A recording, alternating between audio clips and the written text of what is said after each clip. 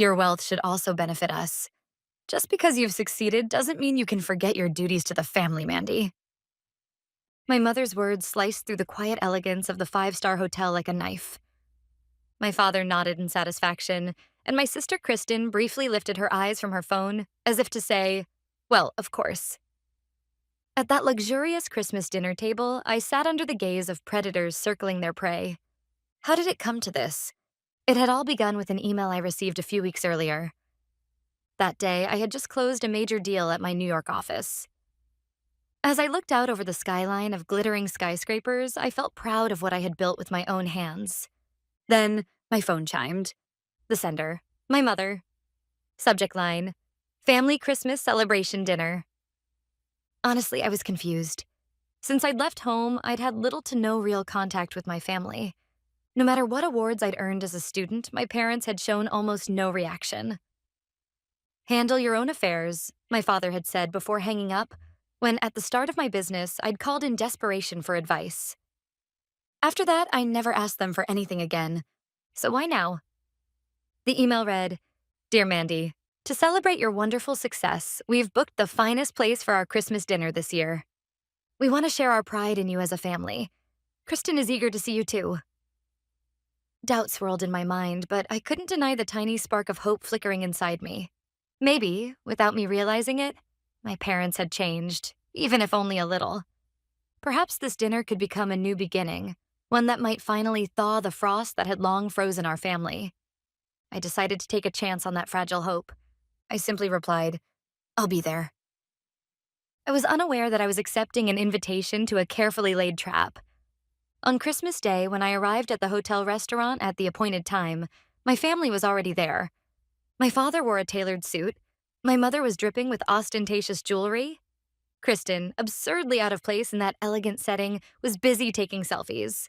Mandy, we've been waiting for you. My mother rushed over and pulled me into a tight embrace. I wrinkled my brow slightly at the overpowering scent of her perfume. My father folded his arms with satisfaction. The pride of the Hanson family. I made sure we got the best table for you. His tone implied that he was the one paying for everything.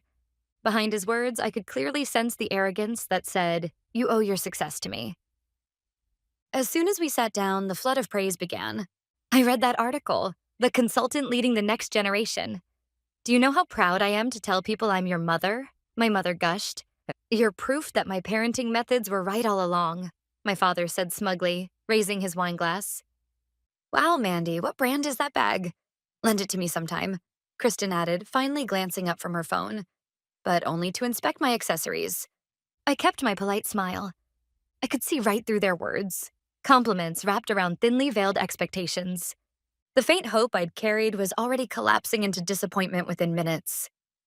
Still, I remained composed. Even as the seafood platter arrived, their disguised probing continued. My mother asked vulgar questions. That watch must cost as much as a house, right? My father tried to connect everything to his business. Surely some of your clients could be useful to our firm. Even with the finest lobster before them, their interest wasn't in the food. It was in my assets, my value, and how much of it they could extract. I knew exactly what answer they were waiting for. The unspoken message in their words was clear. We're celebrating your success so generously. Shouldn't you offer some support in return? But I didn't take the bait. I smiled, kept my responses neutral, and sipped my wine in measured pauses, as if playing chess, anticipating their next move. When they realized I wasn't loosening my purse strings, impatience and irritation began to show. The main course arrived, a perfectly cooked masterpiece, but no one at the table cared anymore.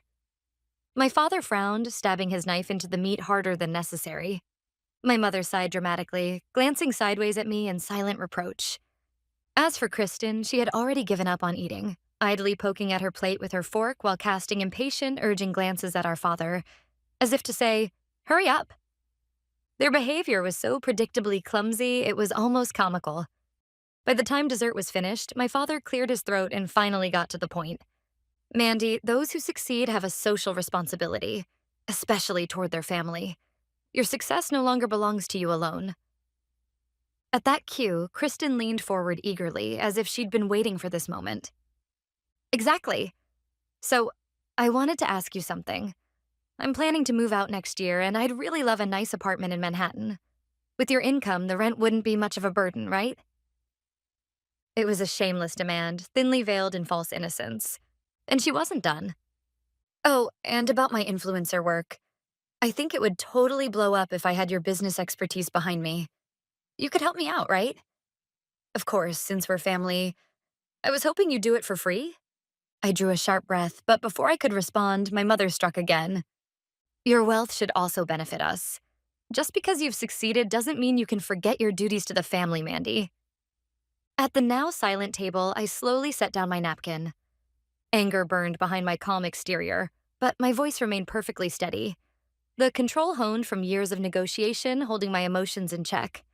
First, I turned to Kristen, who was watching me with a bright, expectant smile. Kristen, I wonder where that confidence of yours comes from. If you want to succeed as an influencer, maybe you should focus on building your own content instead of depending on someone else's wealth. Or perhaps the kind of content you're thinking of is a guide called How to Leech Off Your Successful Sister. What? Kristen's face flushed crimson. Leeching off? That's awful. Next, I faced my father. Dad, responsibility to the family, you say? When I was sitting alone in a tiny apartment without an office, working day and night in front of a computer, where exactly was that responsibility of yours? The one time I called for help desperately, you said, handle it yourself. If my memory serves me right. My father's mouth twitched. He looked away, awkward and cornered. I only said that for your own good. Finally, I turned to my mother, who was wearing the face of a tragic heroine. And you, Mom, how can you say something like share your wealth? My success was built on loneliness, relentless effort, and countless failures. My blood, my sweat, and my tears. Why should I hand over the product of that pain to feed your vanity and laziness? My words were quiet, but they cut deep. I could feel other diners glancing our way, but I no longer cared. That's enough. My father slammed the table lightly. Mandy, success has changed you. How ungrateful you've become. Ungrateful? Tell me, for what exactly am I supposed to be grateful? I asked softly. For raising you, of course. For providing for you, he barked, his voice rising. What you call a gratitude, Dad, is actually a parent's legal duty to raise and educate their child. It's not an investment that earns repayment with interest. His lips trembled as if to reply, but no words came. The silence between us grew so heavy that even the distant hum of the restaurant seemed muffled. Then, as if to drop the curtain on this farce, a waiter quietly placed the bill on the table. My father looked at it, then began patting his pockets with exaggerated confusion. Oops, I seem to have left my card in another jacket. That seemed to trigger them, and both my mother and Kristen chimed in as if on cue. Oh, how dreadful. I think I left my wallet at home too. Oops, sorry, Mandy. I maxed out my card this month. All three pairs of eyes turned toward me. Ah, of course. This was the real purpose of tonight's dinner. To make me pay for their vanity, their greed, and to trap me beneath the weight of guilt and obligation. But they didn't know. I hadn't come here unprepared. As their excuses flew across the table, I reached calmly into my handbag. I caught the flicker of relief on my father's face, the look of a man who believes his plan has succeeded. My mother's eyes were already drifting dreamily toward the window, perhaps thinking of what she'd buy next. Kristen picked up her phone as if to say, I'm done here. They were certain they'd won. I slowly pulled out a small coin purse, not the sleek black card wallet they expected. From it, I took a single coin and placed it on the table with a faint clink. A dull copper coin, a single penny. Their eyes locked onto it. My father's brows furrowed, my mother's mouth fell open, and Kristen let out a bewildered, huh? I smiled calmly, met each of their eyes in turn, and said clearly, this is all I'm paying for. 1 cent. More than enough for what you've given me. There was silence for the next few heartbeats. Then my father's face turned crimson with rage. Mandy, how dare you insult us like this? Insult? I replied coolly. No, I'm simply stating a fact. This coin represents the exact value of what you've given me. Enough of this nonsense. He pushed his chair back and was about to stand when I quietly raised my hand toward the restaurant's entrance. A man in a dark suit carrying a briefcase walked toward us with deliberate, unhurried steps. "Who are you?" my father demanded. The man gave me a polite nod, then took several documents from his case and laid them before my father. "Mr. Hansen, my name is Victor, an attorney representing Miss Mandy Hansen. I must inform you that tonight's conversation has been fully documented as a coordinated attempt at financial coercion and psychological intimidation. Victor is my company's legal counsel." He placed a small voice recorder on the table and the air froze instantly. My mother's face went pale. Kristen nearly dropped her phone. Then Victor slid one final document into the center of the table. "And this is a restraining order issued by the court against all members of the Hansen family, prohibiting contact with Miss Mandy." Restraining order. The words hit them like a spell. My once arrogant father was struck dumb. My mother covered her trembling mouth with one hand. Kristen just stared between Victor and me, her face drained of color. I could almost see their thoughts racing. About reputation, about the neighbors, about the scandal this would cause among the so-called local elite. The unruffled Victor, "Any violation of this order will result in immediate legal action. You may contest it in court, but given the audio evidence from tonight, that would not be advisable." I stood up slowly. I slipped my handbag over my shoulder, smoothed a crease from my dress, and turned away from the stunned faces of my family. Without a single word, I walked out of the restaurant. Outside, the December air bit at my skin, cold, clean, liberating. The noise of New York surrounded me, bright and alive, like a fanfare celebrating my freedom. I drew in a long breath. For the first time in years, I felt the heavy chains around my heart fall away. But as expected, their retaliation began the very next day. They couldn't contact me directly. The restraining order forbade it. So they chose another battleground: social media. My mother posted a heavily filtered selfie on Facebook, her caption dripping with passive aggression. "There is no pain greater than being betrayed by the daughter you raised with love. Success can make people so cold." The comments flooded in. "So sorry for you. How heartbreaking. She'll regret it someday." My father wrote in a private online forum for local business leaders. "Parenting is difficult. We tried to teach our daughter independence, but perhaps we went too far. She seems to have forgotten what family means." But the worst offender was Kristen. She posted a video to her Instagram story, her face swollen from crying, and acted as if she were the tragic heroine. My beloved sister misunderstood me, but I believe that one day she'll understand. They were desperate to portray me as a cold-hearted villain who had abandoned my family in pursuit of success.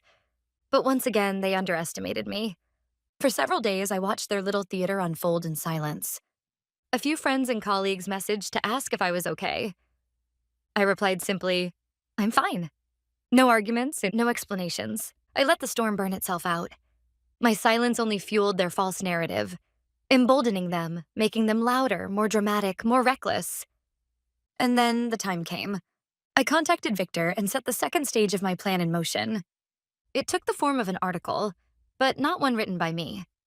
I commissioned one of the most influential online business magazines in the country.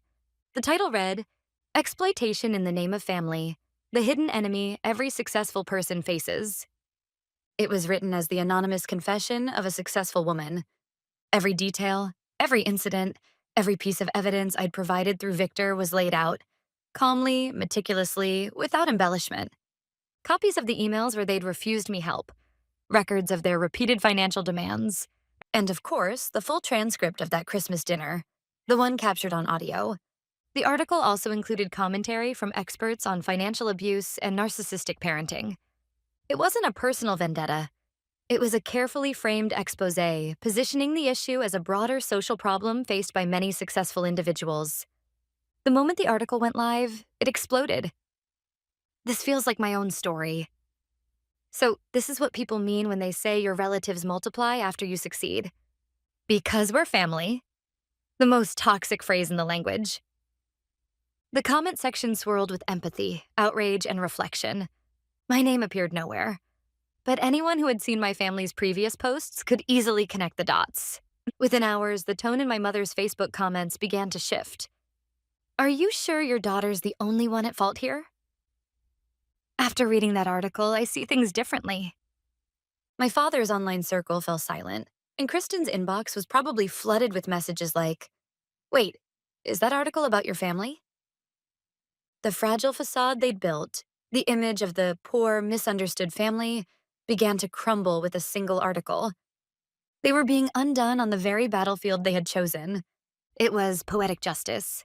A week after the article's publication, the once noisy accounts of my family had gone dead silent.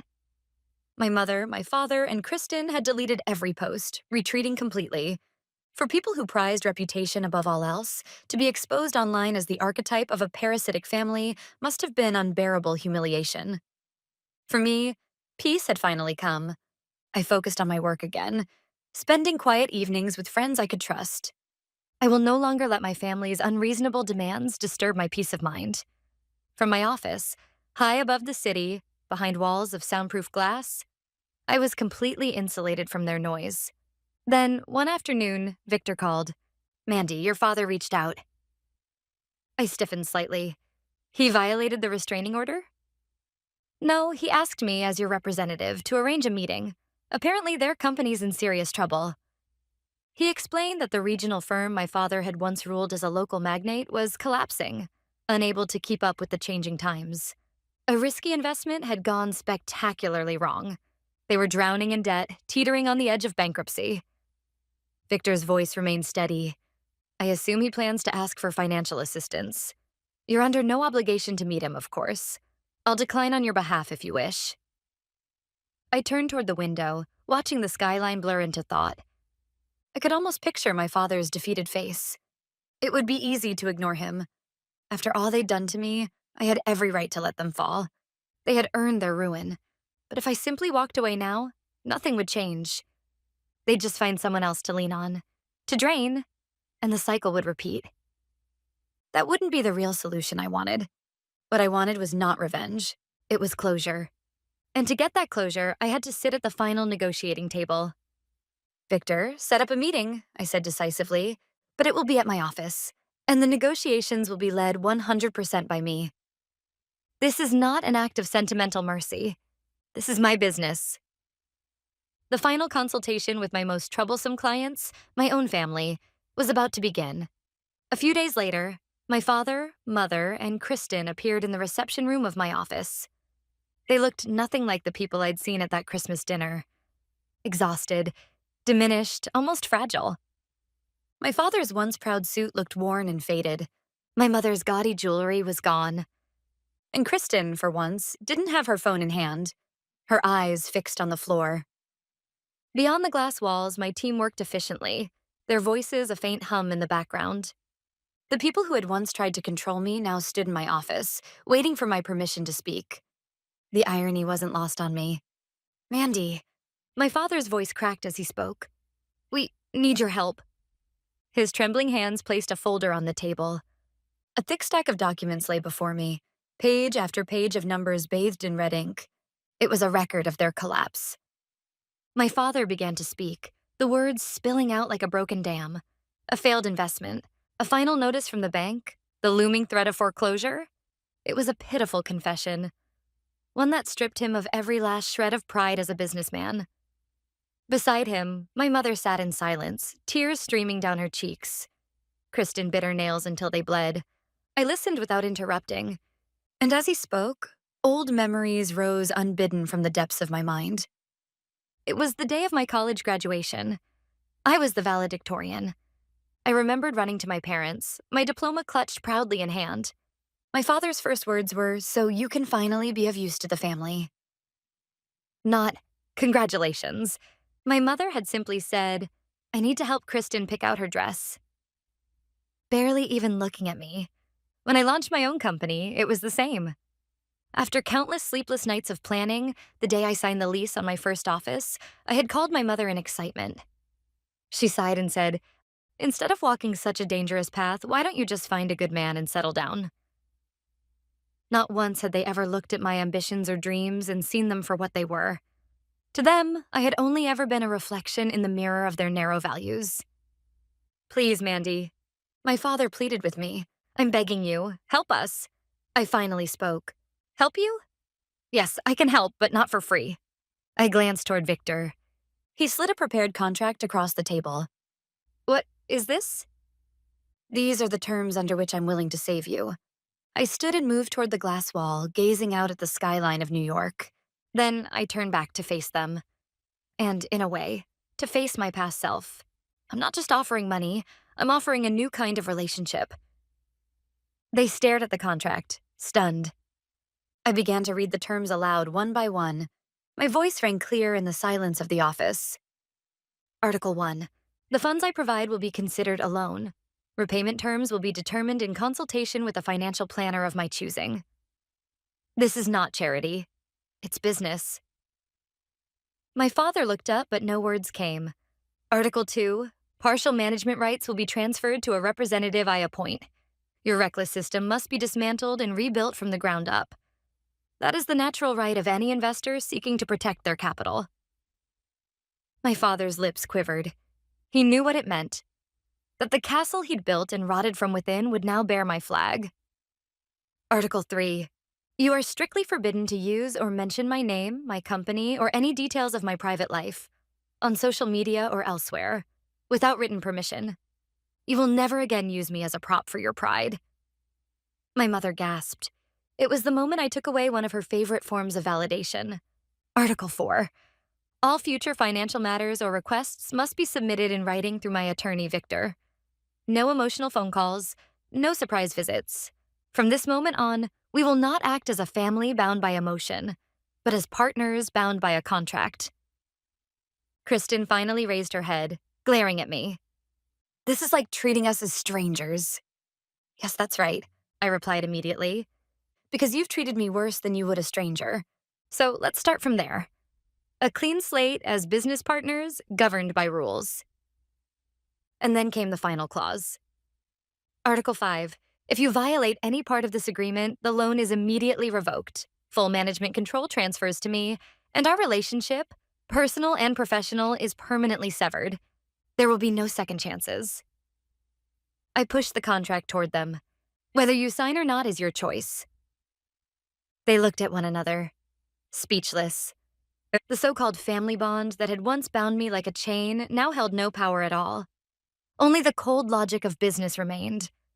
So, ironically, that was also the only thing that could save them now. My father picked up the pen with trembling hands. He was no longer the respected patriarch or the local magnate, just a defeated man. My father signed and my mother followed. Kristen glared one last time, then, urged by my father, scribbled her name as well. The contract was complete. It was perhaps the most important one of my entire life.